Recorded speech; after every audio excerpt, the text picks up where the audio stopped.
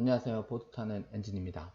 이번 영상은 2021년도 12월 말부터 약 한 달 조금 안 되게 해외 원정을 가기 위한 준비 과정을 담은 영상입니다.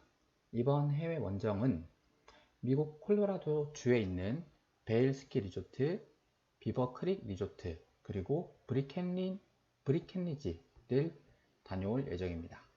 왜 이 세 개를 묶어서 가느냐? 같은 비슷한 지역에 있기도 하고 에픽 패스라고 하는 통합 시즌권이 이번 연도에 무척 싸게 나왔기 때문에 이쪽으로 정했습니다. 에픽 패스를 먼저 한번 보겠습니다. epicpass.com 이라는 곳에 가서 아직도 20% 세일을 하고 있습니다. 네, 원래는 999달러인데 지금은 799달러에 판매를 하고 있고, 여기 에픽 패스 내용을 보시면 우리가 가고자 하는 세 군데 뿐만 아니라 다양한 곳들을 갈 수가 있습니다.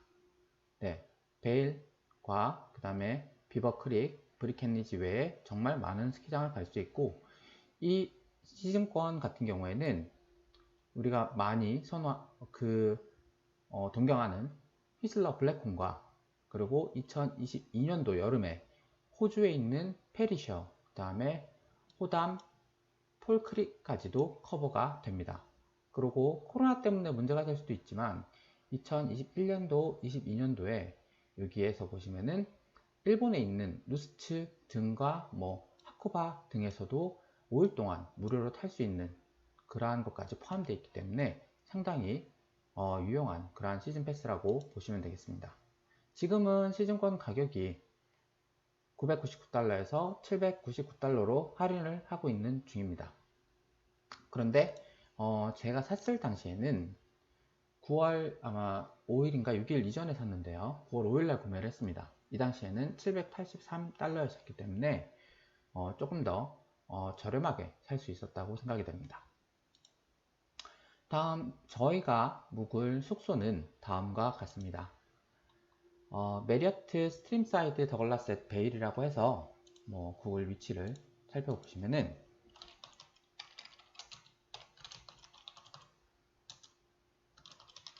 스트림사이드 더글라스 앳 베일을 보면 여기에 있고, 실제적으로 베일에 위치한 더 라이온 헤드, 여기에 리프트까지 가는 데는 좀 거리가 있는데 여기는 무료 스트리버스가 다니기 때문에 이쪽에서 5박을 먼저 진행을 할 예정입니다. 그리고 이때는 총 6인까지 묵을 수 있는 숙소로 이렇게 잡았고요. 그 다음에 나머지 10박 정도는 조금 아본 쪽으로 가서 비버 크릭 쪽을 가보려고 합니다. 그래서 쉐라톤 마운틴 비스타 아본 쪽을 가서 보시면요.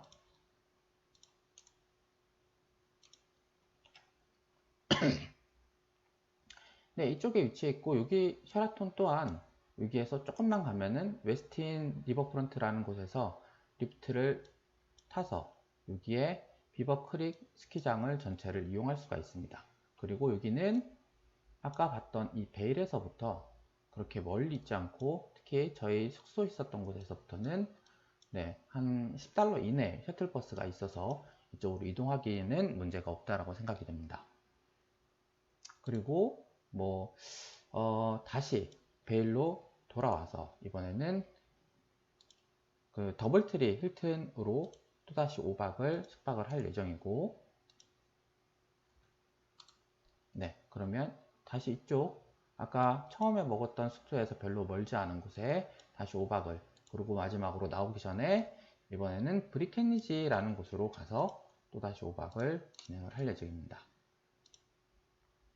그래서 이 브리켄리지는 어떻게 이동을 하느냐, 마찬가지로 여기에서 계획 잡고 있는 거로는 아본, 베일, 그리고 여기에서 버스를 타고 다시 여기 브리켄리지까지 가는, 그리고 여기에서 다시 한국으로 돌아오는 일정을 생각을 하고 있습니다.